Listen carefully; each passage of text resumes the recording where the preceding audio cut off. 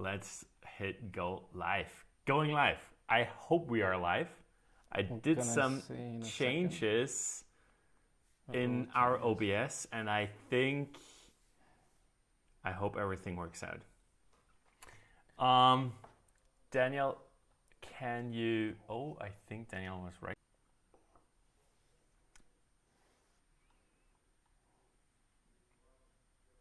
It still says excellent connection. That's super weird. It is super weird.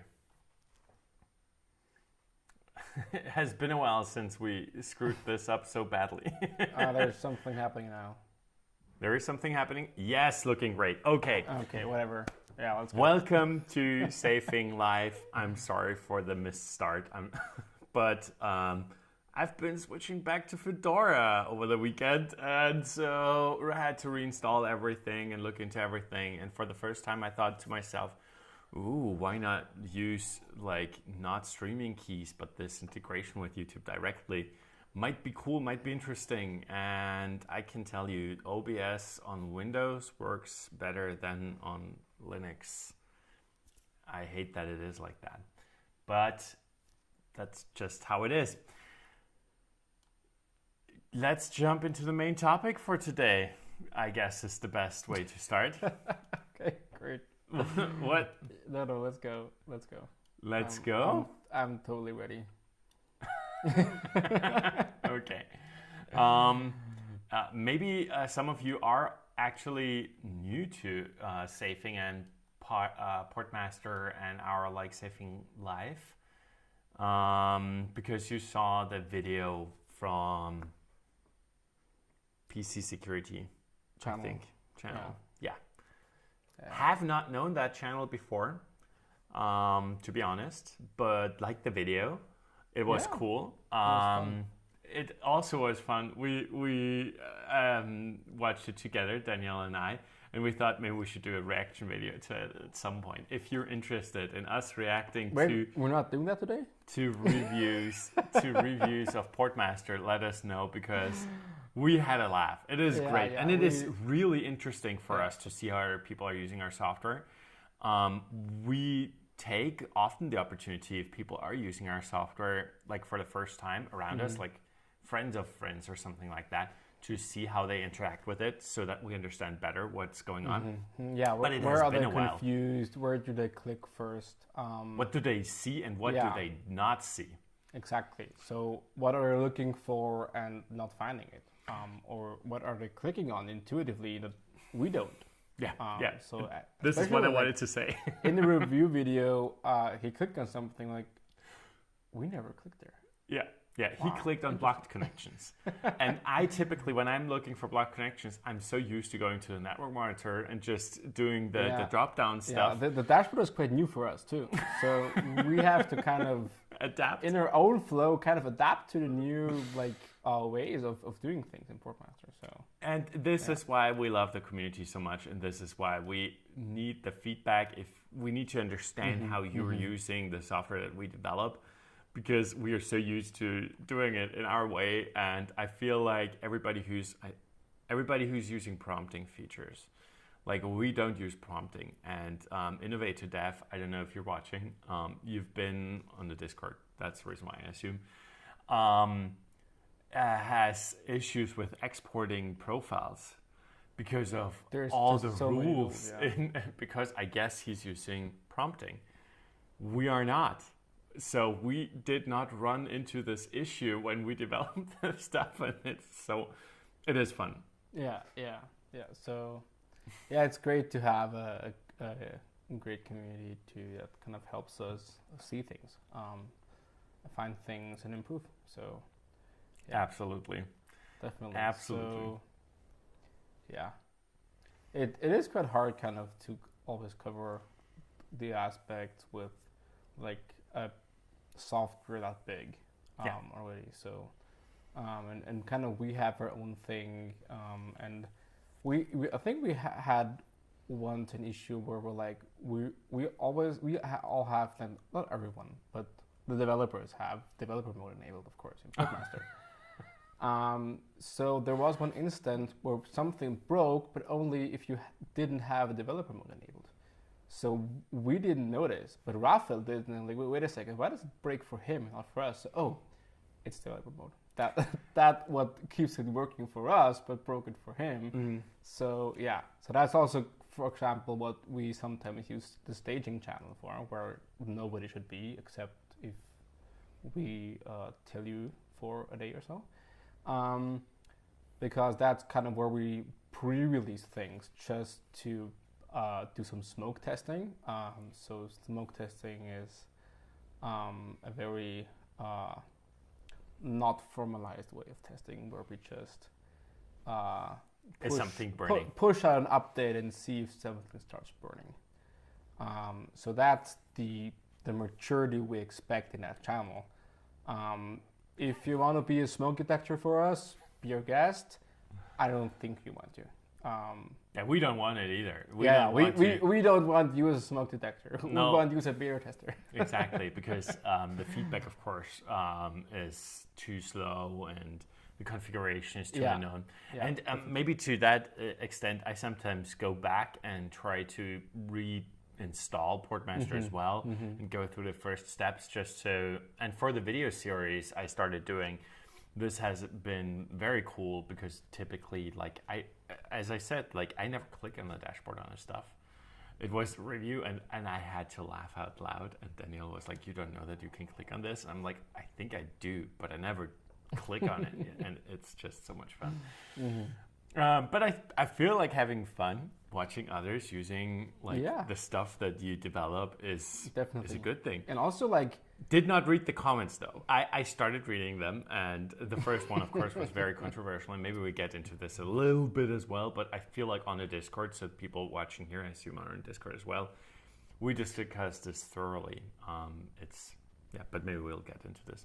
What did you want to say? I like also seeing people talk about the software, because interesting to see what they emphasize and what they think kind of is good. Also how they describe things, and kind of what they think is important, what's an important feature or not, and kind of so that's also very interesting for us to see how people value different aspects. Portmaster. One of the things you immediately said or asked afterwards was he didn't never mention that we're open source. Apparently, that's for true. his audience, it's not important. Yeah. So who knows? We're open source not because we feel like it's important for every user, but it's important to us, and it's important for the code base, and it's important to and also for trust, because but that's not for everybody, as I said. That's true. There are a lot of people out there that just don't care about that aspect. Maybe because they don't know yet what that means. But I think it's great to have open software, because it makes things transparent, and it does build trust in a very solid and subtle way. Yeah, that's true as well. Yeah. Okay, let's get a little bit into what the main, I guess, complaint then was below it. And I don't want to do too much of what's it called again? But raising attention to something that you wanted to bury. And it's not that we want to bury it, but we discussed it on the Discord quite lengthy. People have said to us we should ask for a pinned comment, and I'm like, I don't know. It's so the issue to get it out there was, what information does Portmaster send where? And people are confused and think, well, now you stop Windows from spying on you, but how is it that now Portmaster is spying? Exactly. You just exchange one spy for another. Exactly. That's what people have been saying. Have you read the comments? No. Okay, no, but that's what people told us that people are asking, and they wanted, and I so appreciate everybody on our Discord who understands and wanted to sort of help us get them to understand as well. But yeah, I mean, as soon as you open our privacy policy or talk to people who have looked into Portmaster, you understand that Portmaster does not send any telemetry. Basically what we said in the beginning was for us it's super valuable, the feedback and looking at stuff, how they use our software, because we don't know how often people open the app page. this is what telemetry is used for, so that you understand where people are clicking, Where do people they are click? Where do they interact with your software. Exactly. How long do they stay on which page? How many people? That would be super interesting. How they jump through pages? That's interesting as well. But for instance, are adding rules for incoming stuff and never disable force block incoming connections and are frustrated that incoming connections are not available. We understand that this is a little bit of an issue and we should sort of like update it, but there's so many things we could update. There's a reason why you can add settings before disabling force blocking, so that you, like, the reason is that you never have to have a time where you're open for all incoming connections, but people are not used to this, of course. So you would add the rules and then disable the block, the major block, but we can do a better job of explaining it to people. And also kind of and we know in the UI kind of visually show the connections between settings and add warnings. Wait a second, you have your rules here, but they don't take effect because of this and that and everything. So which would be something we could do with a privacy report, maybe tell people recommended settings and stuff they should change, stuff that they don't send to us, but a privacy report that Portmaster generates locally and sends to the person. This is a little bit going into the next topic, though. Stuff we might do next year. So we have ideas how to improve it without changing everything. We'll already have people with very strong opinions on the UI. And we will always have that. We will always have that.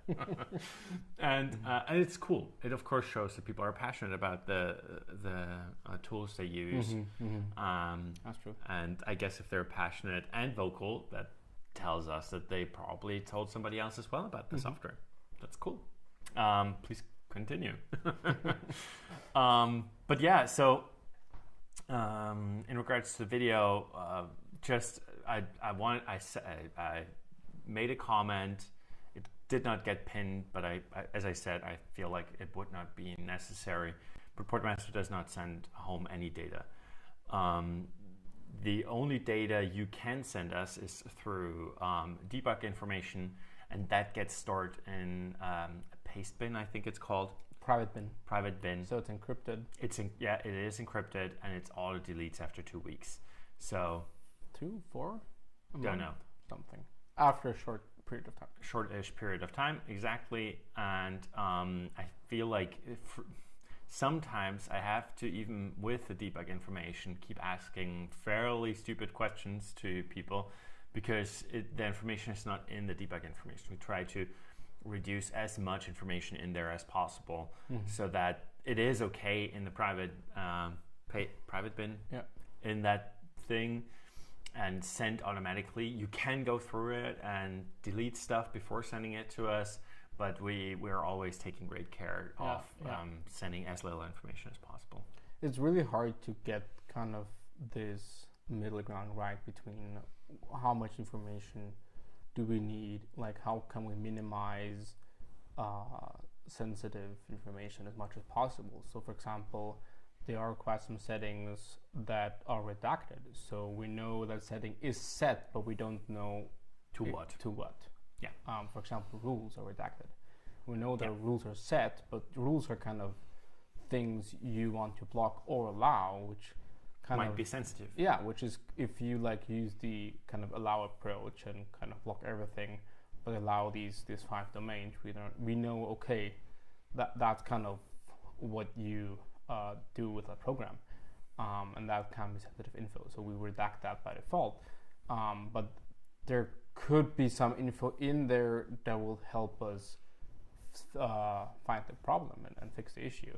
And so it's kind of really a balancing issue between how can we stay effective with debug info and where can we kind of draw the line between, okay, that's info we really need and that's info we don't need in most cases, so we'd rather redact it and ask the stupid question afterwards. So yeah, it's but I think we're doing quite a good job there. I feel so as well. Yeah. We typically opt to have less information sent, and I feel like this is always the case. And I hope you appreciate that as well. Of course, this is work we do that most people never see and probably don't understand. But if they go into it and figure out and see that, it has been quite some time. But in the past, some people have been commenting how cool they see like safing.io, the homepage, works very well without JavaScript enabled. And people have, I think this has been quite some time ago, but we have gotten comments in the past of people being happy that it works without JavaScript. That's just stuff we wanted to do, and it took extra time and extra care and extra headache and stuff. And I'm not saying that it is easy all the time, but this is the effort and the care we want to put in. And I feel like it pays off in having a great community which appreciate that sort of stuff. And helps us then as well if a new flood of people comes in who don't know who we are and why we do stuff, and help them to integrate as well. For instance, what's his name again? Panty on Discord today. I started a conversation in the wrong channel, and he was like, "Oh, I'm switching this over to general," and so cool. I love that people are like following the guidelines and keeping us in the guidelines as well, which is super cool. And love that. Do you want to go into the main topic for like the other main topic? Sure. The timeline for next year. Yeah. So TCH was asking, we used to have a public roadmap. We used to have so many things, but we also had this stuff called the next page. Yeah, exactly. Backlog. And backlog and stuff like that. I think it's still online. We just don't link to it anymore. I feel so. Not sure though. Well, if it is online, it's severely outdated. You could find it on the GitHub probably. We did not delete it, and our homepage is, I think, publicly accessible and readable through GitHub. Yeah, sure. Yeah, so it's a public repo. So, check it. But it's not private. That was what I was asking. Yeah, the repo is public. Yeah. But we used to have something called a next page where we sort of had a roadmap in there. This was this was a lot of work to maintain and keep updated. So we stopped doing it. Yeah, also because it was fine-grained and covered not only product development, but other things as well. So there were very different things in there. But yeah, we now kind of plan simpler. We're also smaller now, of course. But yeah, so what are the next things on there? So the thing that is now in beta, which is going into stable hopefully next week, is import and export. So in beta you can already export settings or just subsets of settings, or full app profiles, so with kind of the matching data, the icon. Does the icon work? Yeah. Okay. Well, we're working on it, but it mostly works. Did not work on my device. That's the reason why I'm asking. Yeah, we're fixing that. So that's why it's not yet stable. So we're ironing out the last things, and then that will go into stable. So you'll be able to export and import settings, profiles, and so on. So that's version 1.6. Version 1.7, the next feature that we're working on, will be... I wanted to quickly add and remind people, for those settings which you're exporting or probably want to import, we have started a repository, a GitHub repository. I understand completely that the activity there is quite low at the moment because there are still stuff happening to the export and import. Yeah, but in the end, stable. And in the end, the idea there is for the community to share cool settings and important settings and stuff like that. Yeah. I feel like last time we talked about crypto wallets, which might be interesting. but also like how to sort of secure your email a little bit more, maybe, because you can lock it, of course, down to only allow connections to your email provider, and then it does not send stuff anywhere else, or I don't know, maybe Discord or YouTube, or who knows, locking stuff down. So you create a cool profile and then share it with the community. The community can vote on the best one, and then sort of like you have a new Portmaster install, you go to that repository, download the most recommended stuff, and hit the ground running, with a great setup. Specifically tailored to your like needs and stuff like that. Because by default, but we can go into this later. So you were saying 1.7. So with the Equip import, we want to also empower the community to share stuff in that direction, and maybe that will evolve into something that will be more integrated, more automatic in the future. But that depends on kind of how the community reacts and how helpful this actually turns out to be, because that's an experiment. We just don't know how much people will use it and how helpful it is for them. If people even want that, or if they rather just configure it themselves. We'll find out. Of course, downloading the profile, importing it, and then doing tweaks to it, always an option. You're not bound to keep it like the imported stuff. You can do changes as you please. So, as I said, it's a hitting the ground running. You're not starting by zero at that point. So that's 1.6.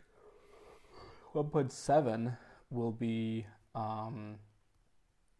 automating export import for not with the community, but for yourself. So that's a Portmaster Plus feature. Plus and Pro. Plus and Pro, and you'll be able to just select a local directory on your PC, and it will automatically sync your settings with that directory, and then you can just synchronize that directory with your favorite Nextcloud, cloud file sync thing, whatever tool. Cloud. Your NAS. Sync that around, and then you can keep multiple Portmasters in sync, but you can also just take that directory and just copy it on a USB stick and put it on a new machine and initialize Portmaster with that. So you can kind of, before that machine goes online, you already have your settings in there. So that's 1.7. That's kind of the fixed roadmap, and after that, we're still figuring out what is the next important thing to go. There are a couple of options that are highly probable, I would say. One is something we call privacy reports. This was what I was hinting at earlier. Exactly. So that's kind of based on the network history that we now have. What we'd like to do is compare the last week against the last months, or kind of whatever data is available. And locally, purely locally, and find out interesting things for the user. So, for example, which applications have been seen the last week for the first time, which websites have been seen, what were the top queried websites, what were the top blocked things, blocked apps, blocked domains. So all that stuff, kind of to give you an overview what happened last week from a privacy but also from a security perspective. So kind of what was going on, and is there any recommended action for the things, or for example, we could recommend settings. So if we see, you have an application with a couple of rules set up, but these rules, a couple of them were never used, then we could recommend, maybe you want to delete these rules because they're not being used, and we can help you further harden your system. Yeah. So there are a couple of ideas floating around here. Nothing in that regard is fixed, but it's a general idea of comparing current data with older data to find out what changed on your system, because changes are always something that are interesting. Because either the changes were made by you or they weren't made by you. So if there are any changes that you didn't expect, that's always something that's worth investigating. Exactly. I already said we typically don't use a prompting feature, which is also why it's not too well fleshed out. But so this is for us especially true. Like if an application does a new connection for the first time, for us to detect that, it can take weeks or months. If that application got an update and now starts sending telemetry data, I would like to know, maybe the company got bought behind it, maybe something else. And so this privacy report would tell you stuff like that. Something changed. You did not do the change. The application underneath it changed and stuff like that. Of course, like typical telemetry data would be blocked automatically, but maybe you still would want to know. And maybe you still, also connecting to a country for the first time or stuff like that. Super interesting stuff. And this can, of course, grow and this can expand, but this is something we have been thinking about for quite some time.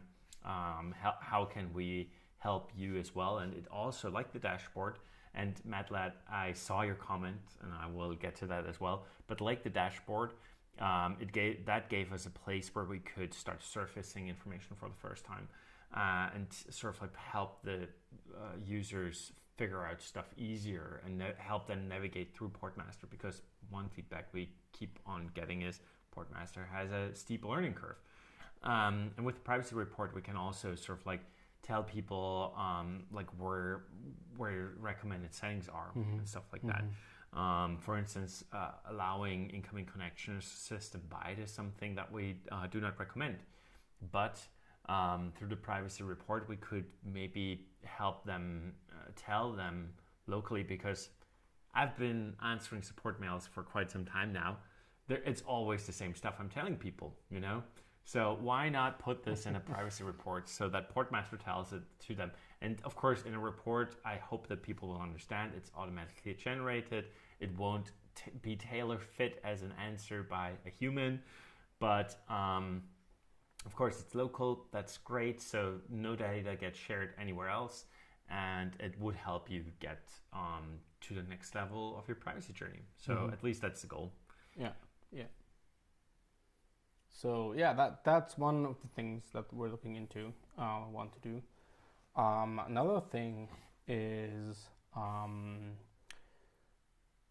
we're thinking about how to improve the compatibility situation. And one thing there is that often kind of is in the way of compatibility is often securityness and how we handle securityness. And we're looking into how we can improve that. How can we use an alternative securityness mode where we gather information in another way and kind of let another component handle securityness while retaining information. But that's still kind of in the works, but we see that there is a need there, and that at least for some people. Yeah, that there are compatibility issues, and we'd love to resolve them. Yep. Because it'd be great if everyone is able to use Portmaster. So that's something we're looking into. And the third big thing I would say is support for any kind of virtualization system. So Docker. For example, Docker, but also kind of VMs and stuff like that. It would. That's kind of a multi-stage thing where in the first step, we just start to kind of actually handle kind of traffic that is logically forwarded through the host network stack, and start handling that and detecting the virtualization vendor actually So that's kind of based on MAC addresses to see, okay, this seems to be a connection coming from VMware or VirtualBox or Docker and stuff like that. So we can at least detect, okay, this is a connection from a VM from system, VMware, Oracle, whatever. And then in the next step, we kind of zoom into these individual technologies and look at, okay, what is possible where? Can we, for example, like these are all kind of systems running on the host. Yeah. So that's where things can get tricky, because we're like, okay, we see a network packet. From the MAC address, we know it's something coming from VMware, for example. Is there any kind of way we can find out which VM that is? Even if it's just a name, that would be immensely helpful for displaying that in Portmaster. So, okay, is there kind of some kind of API we can use? Just some sort of kind of, even like if it's as hacky as a command line tool which is kind of execute to gather information through their system somehow. But kind of then going through technologies and trying to find ways to get data on that in order to make the user experience for you as good as possible. Because just seeing, okay, this is VMware with that IP address, well, of course it's a start and we'll start there, but it's not really nice. And it's more confusing than helpful. And one of these technologies, of course, is Docker. And Docker, of course, has API that we can use. So that's something that will be actually fun to see how far can we go into this. How much data can we actually go into the container and get data from there. And surface in the UI. And surface that in Portmaster. Yeah, so kind of that you see it better and clearer. Yeah, absolutely. Making Portmaster a first-class Docker firewall. So that's going to be fun. But we'll see. That's kind of a lot of steps until there. Docker is just something that we like to use. That's also Docker is open source. That makes things easier. There's a documented API that makes things easier. But so a lot of points that make Docker a very nice use case for that. VirtualBox and GNOME boxes are also open source. But yeah, that's true. I don't think they have an API. They have a command line tool. I don't know how they interface. We will figure this out. We'll figure that out, yeah. But Mike J was saying that he has no issues running Portmaster in a VM. It's less about running it in a VM. It's about running Portmaster on the host. And then some VPNs, I'm already saying that's true as well, but some VM software sort of like does not like how Portmaster is in the middle of it, and Portmaster ignores forwarded traffic. You say it does not handle it.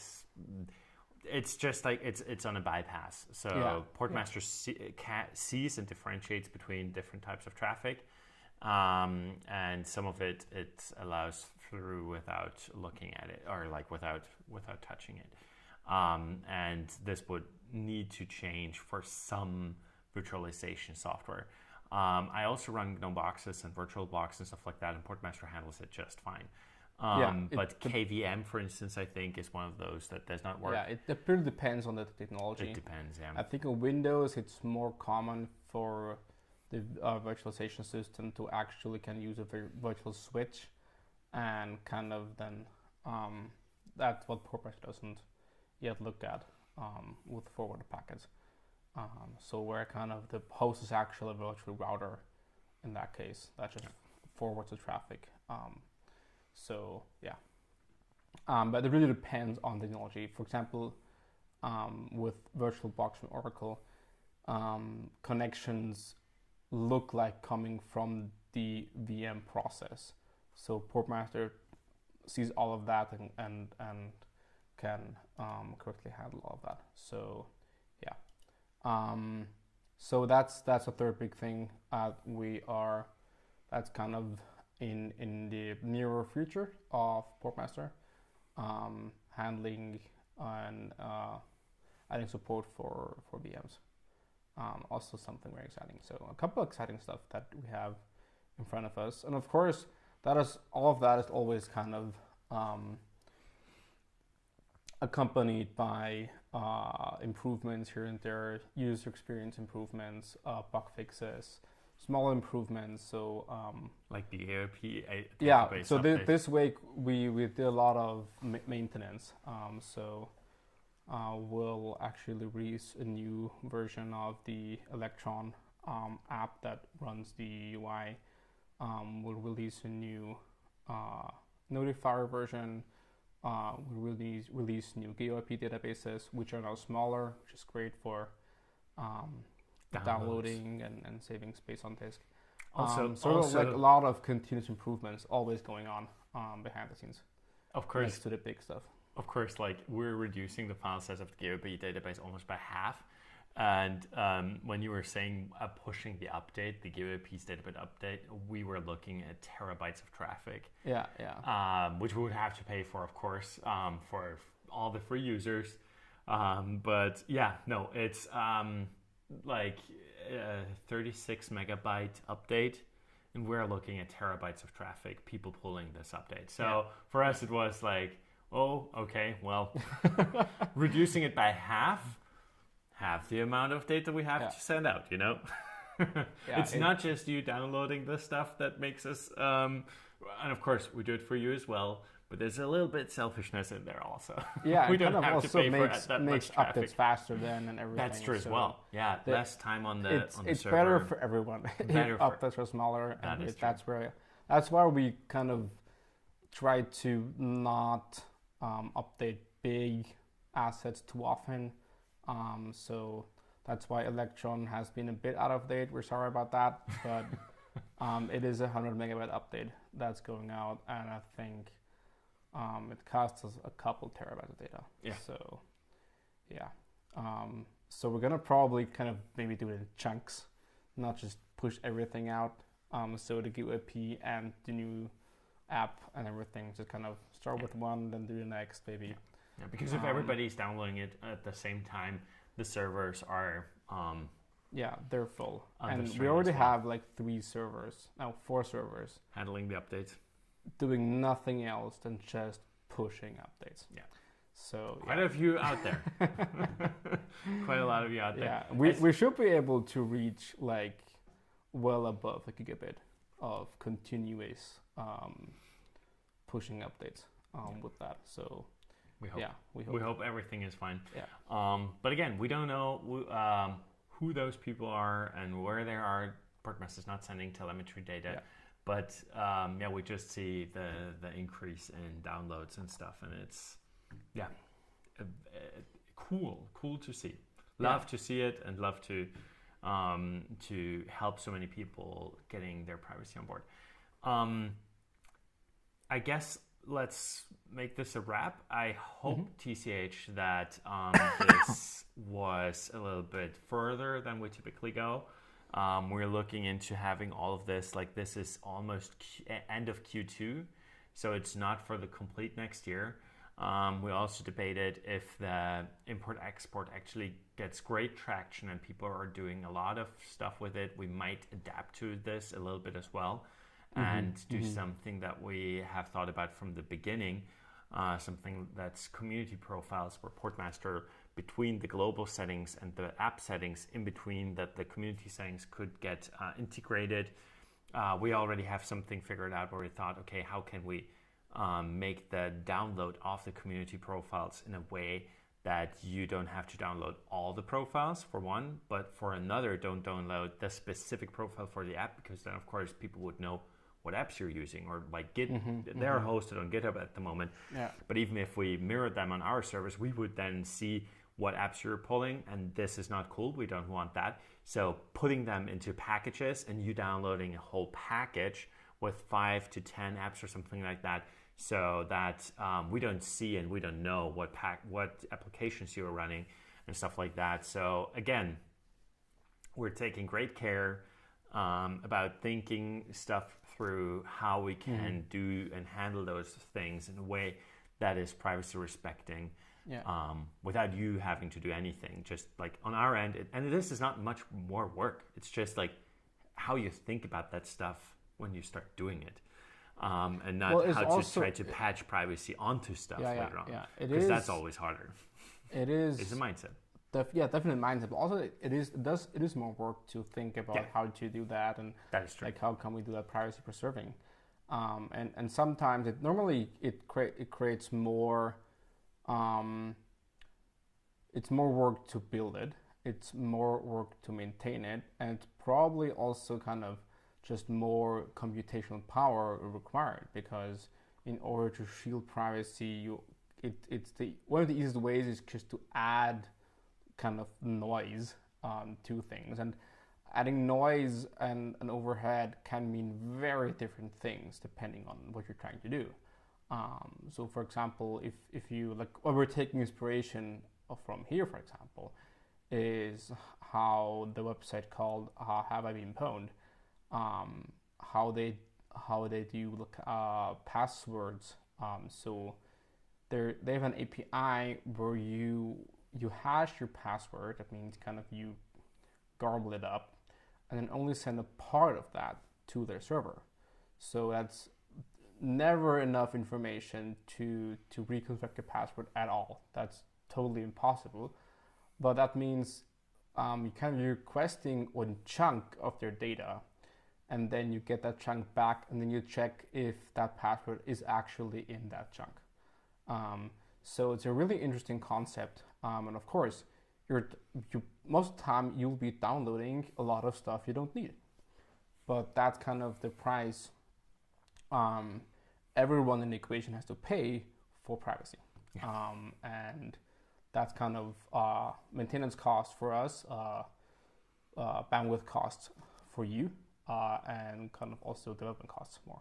Yeah. So all that stuff that kind of goes into that. But sure. Yeah, I'm pretty sure we're gonna find a good way how to handle this privately, and it would be great like if that takes off and the community is really active in creating profiles and great profiles, curating them. Yeah. And then we can automatically push these profiles to users. Wow, like Portmaster will instantly be probably not only the best privacy software, but probably the best security software on the market. Yeah, absolutely. With that kind of data. That's just, curated high quality data. That will just be validated amazing. By people using it. Absolutely. No, would love to see it. And this is the reason why we would start diverting resources move into that direction if there are cool profiles. So this, I hope, maybe gets you who are watching this going as well and excited to share profiles there. Make sure when you share those profiles that no personal information is in there, of course, because with those, you're exporting the whole thing. So if you have like my super secret private domain in there, then everybody who's getting that sees that. Yeah. But you can edit it. It is human readable. Exactly. We talked about this in the past. The export we took great care and even did some changes to how settings are managed, exactly to have them as human readable as possible and as easy as possible. Mm-hmm. Innovative Dev actually said something into, like, he's apparently watching. Hope your electricity is coming back soon. He's talking on Discord. So everybody who's on YouTube and not opening everybody who's on YouTube and has not the Discord link seen in the description, some people are in Discord. Both is fine. We have both open and look at both of them. But yeah, so Innovative Dev, I hope your electricity is back soon. And he's suggesting. I can quickly answer that. Yeah, please go. Okay. But then rephrase the question again. Yeah. So Innovative on Discord is asking. He says he's seeing other connections.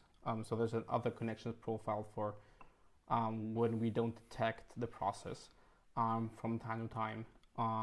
But System Informer or Process Explorer can see without problems. There's one thing we still use other connections for. Maybe we're going to change that because it's confusing. But if there's an incoming connection locally, so connection going from your device to your device, and there is no process listening on that port. We decided to not put that connection in the network noise app, but in the other connections app, because that noise is not coming from the network. It's a local connection. So I often have that kind of with all sorts of, like, in my development environment, a lot of tools kind of want to connect to a kind of debugging endpoint from a running instance. And if that's not running, then it'll just go to nothing and it'll pop up in the other connections app. Of course, I don't know if that's the case with you in Veradev, but maybe you can write via mail, or write me a mail or post a screenshot on Discord or open a GitHub issue, and we can look into this. Yeah, we can look at this. So yeah. But I think like other connections, we have not seen a lot of like emails about this in recent times. I think it's running a lot better now with UPF. Yeah. Maybe if it's not working for you and you're on Linux, maybe you have issues with eBPF. eBPF is a bit newer in the Linux world, and you might not have support for it, or something might be misconfigured. So yeah, that's something you could look into too. On Windows, it should actually now run quite perfectly. Okay. Yeah. No. So I haven't had issues in quite some time. We have a super active community on Discord. If you're watching this and you have issues, I'm so thankful for all the people on the Discord. They're helping so much. MadLad has a couple of questions, and I want to get a little bit into those. So I hope, MadLad, you're still there. And if not, I hope you came back and listened to this afterwards. So question from quite a while back. Does Safing have its own SPN servers? How does SPN work for an internet noob? There's actually a cool video done by another fellow on YouTube. Forgot his name. Ken? Yeah, Ken. You're right. Yeah, Ken Harris. That's linked in the bottom. We have a playlist now on our YouTube channel at the bottom with people who are doing reviews about Portmaster, saying stuff about Portmaster. The Stop Windows Spying from the PC Security channel is also there already. Love the video. Love everybody who's watching who's from him. But the Ken's video is down there as well. It is VPN versus SPN, and I feel like he went into some great technical stuff in there as well. Basically, how do we own our own servers? Yes, of course we do. I think 2/3 of servers, or maybe between half and 2/3 of the servers are ours. Yeah. But why is it only half at this point anymore? Because so many people are putting new servers into the network, and it's so cool. And a lot of them are actually reaching out to us, so we're in contact with a lot of them. Yeah. So if they're verified, that means we have means to contact them, and we sort of did a bullshit check. We have no control over them still. This is why Portmaster is handling the connections through community servers differently still. But verified means that those are real people, actual humans, who through the kindness of their heart are providing those servers as a service.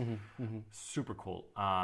Some of them actually have reached out, and they want sort of SPN access, of course, and we sent them gift card codes. So this is how the compensation at the moment works, but we have not paid them at all.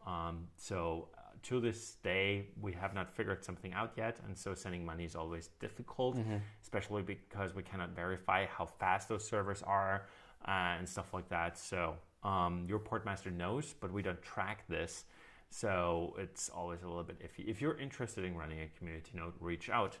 And SPN Pro is absolutely in it for that. So one server running for over a month continuously, absolutely. Then we send typically out a couple month gift card code, and if you have more servers, maybe you want to gift it away, SPN access to other people. And if you don't know people who want to gift it to, there are a lot of people on the Discord who would love to take off a code off you. So find some new friends there. In regards to how it works for internet noobs, I think the video is doing a fairly great job. It is multiple servers. It's basically like Tor more than like a VPN. I think this is important to understand. It's called SPN, which sounds similar to VPN, but it works absolutely different to VPN. Because also like most people like have been in contact with VPNs on our Tor. So people come with the understanding of VPNs, and we also have a comparison blog post about SPN versus VPNs. That's probably a great starter too. Yeah. But yeah, I think the videos do a great job to kind of to explain the basics. Yeah. In there, and yeah, so go watch that's it. Definitely a good start on the channel. If you have any other questions after that, join us in Discord, or come in 2 weeks to live stream again, and we'll talk there. Yeah, absolutely. If it's not answered, write a comment below, and we can do next week about SPN again. It has been in 2 weeks. Yeah, it has been a while. We have been doing those live streams for quite some time now, and there has been an SPN explainer, an in-depth video in the past. You can of course look that up as well. But I feel like Ken's video is fairly new, fairly good. So watch that, and come back in 2 weeks and let us know in the comments of this video that you'd like us to talk about SPN next in 2 weeks again. So we can prepare something, maybe have some fancy graphics or a screen share. Who knows? Absolutely wild. Second question from MadLab, or like the second one, wrote it down, is what country is Safing based from? We're in Austria, so we're not native English speakers-ish. I'm Austrian, so German is my native language. And the background story. Maybe just a word about Austria. Yeah, sure. What people don't know about Austria, what everybody seems to know about Switzerland is that they're neutral, but Austria is also neutral. So that's part of our constitution. And also Austria has really great laws about privacy. Yeah. And actually people are moving out of Switzerland because their laws are changing, and law enforcement and the government agencies are getting a lot of new powers there. So that's an interesting thing there. And Austria kind of is neutral to a very far extent. So, and that's kind of our capital, Vienna.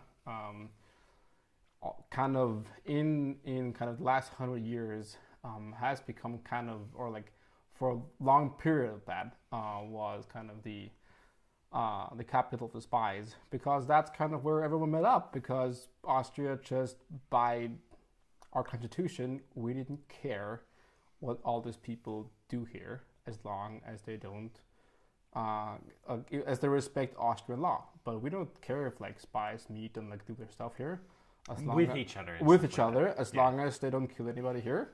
We're like, that's cool. So that's why we also have one of the UN headquarters here in Austria. So and a lot of course, other interesting things set up around it, of course.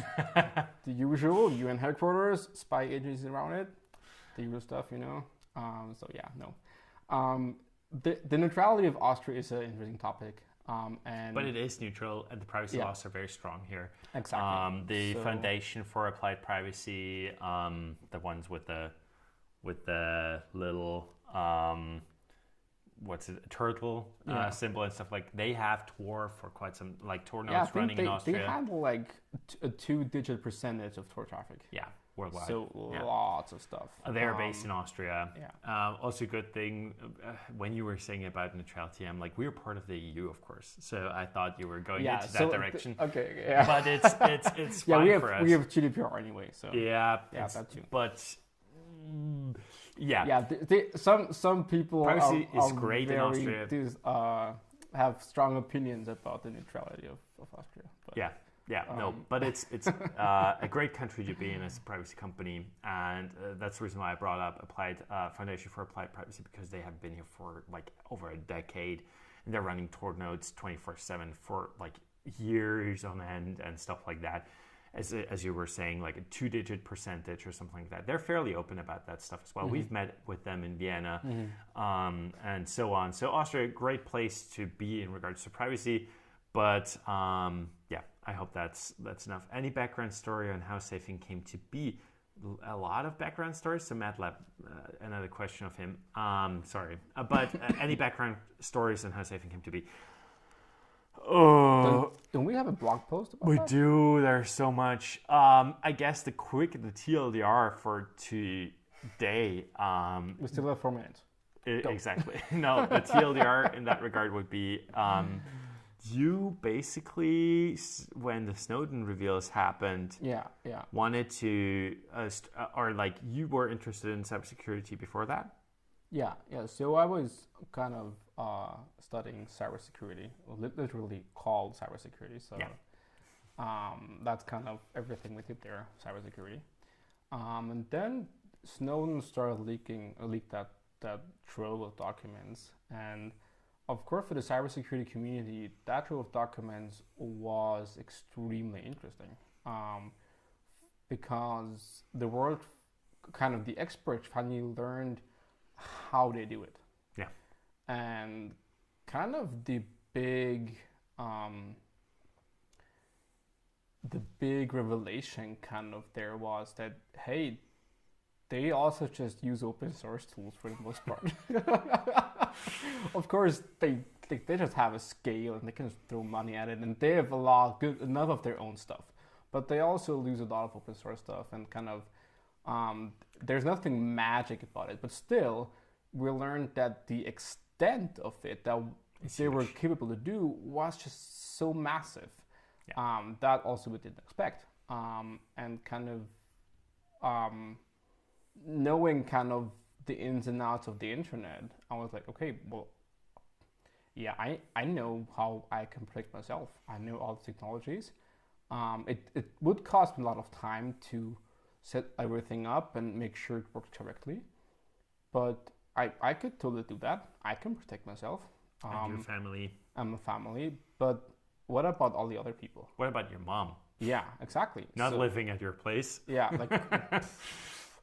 And that set out kind of the vision behind that. Or your like brother and sister and stuff like that this is basically where you're like, if you're an expert, you know how to protect yourself and people living in your household. Mm-hmm. But what do you do about your loved ones who are like immediate family or extended family or friends and stuff? And I feel like people watching this will be the techie people mostly as well, who would know some stuff. But so the goal was to do a product, and sorry to jump in, but regarding the time I wanted to sort of speed this up. The idea was to create a software that's easy to use, that ships with all the basics that you need for great privacy out of the box. This is the reason why we do DNS over TLS or over HTTPS by default as well. Some people have been asking, why don't we just do a firewall? Because for privacy, you need more. You need more. Yeah, that's the reason why the filter lists are included. That's the reason why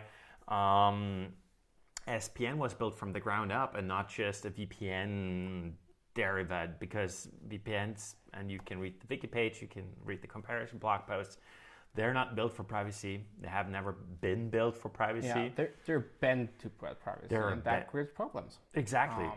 Tons of problems. And so we started thinking about how to do it from the ground up anew. And there's a great white paper on our page to read in regards to that. But we will talk. MATLAB asked us to look into it next week. So maybe next week will be an SPN conversation. I hope you show up, not next week, in 2 weeks. I keep on saying next week. In 2 weeks, MATLAB, I hope you show up and ask the questions live so we can answer what is not clear better.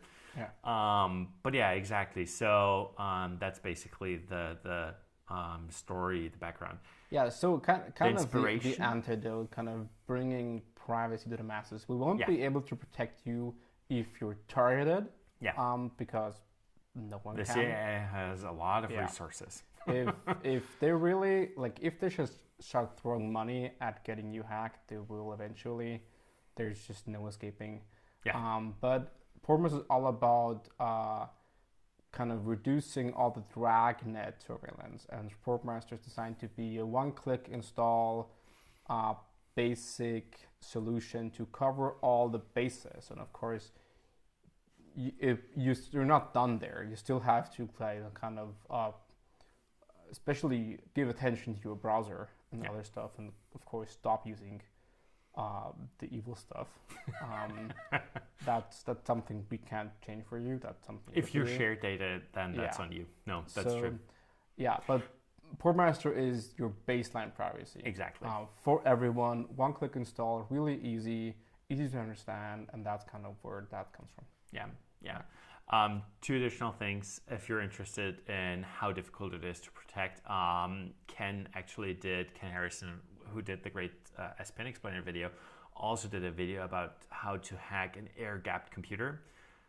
Scary stuff, you know. Interesting. Yeah, I don't look. He knows his stuff. So air-gapped computer means a device that's actually not connected to a network. Define connected. Okay, yeah, whatever. So and how to hack stuff. To connect something. how to hack stuff like that. So again, like if an agency is behind you, I don't know what to do. Thankfully, maybe move to Austria. Great place to be. The vision, I think you already touched. I just wanted to make sure that we said it out loud again. Privacy is a we thing. I think that Firewalls Don't Stop Dragons, Kerry Parker keeps on saying privacy is a we thing. If you share my personal data, then they have it as well. So we all need to increase the privacy, also from an just acceptance standpoint. I feel like, I don't know if Innovative Dev mentioned this on the Discord, but it has been laws have been changing and stuff like that, and I feel like and technologies have been changing, and we need to keep up and say no, we want privacy. I expect to shop at my grocery store without showing my ID, you know, and stuff like that. And so when I'm online, I expect to window shop without showing my ID, you know, and stuff like that. And this is what we're after. This is our vision to bring privacy back as the default, I guess. Yeah. Great. Well said. Yeah. So next week, in 2 weeks, SPN. I still want to shout out Raytham Asmar. I hope I pronounced this correctly. Said he installed Portmaster and think it's good. Thank you. Tell us what you like about it. Maybe in the script, in the comments below, or on the Discord. We said earlier we don't have telemetry, so people telling us what they like is also good, because we know that this we don't have to touch. Let's close with the funny question. The funny question? You mean that one? Yeah. Okay. So Invadadev on Discord asked, will we see Schwarzenegger in the next live stream? Probably not. I think he's a lot more in the US than he's in Austria. Steyr, I think he is, isn't he? Yeah, he's from Styria. So yeah. But if you see him, just tell him about us. We'd love to meet him and have a chat with him. Of course, it'd be fun. But we can offer to bring a Red Bull. Also Austrian, yeah, sure. The next time, so that's Austrian too. That's true. That's true. Yeah, so they just won the Formula One thing. Really, Red Bull? Yeah. They have Verstappen. He's the crazy guy. I had no clue. Yeah. Okay. So an Austrian Red Bull team won the F1. Yeah, cool.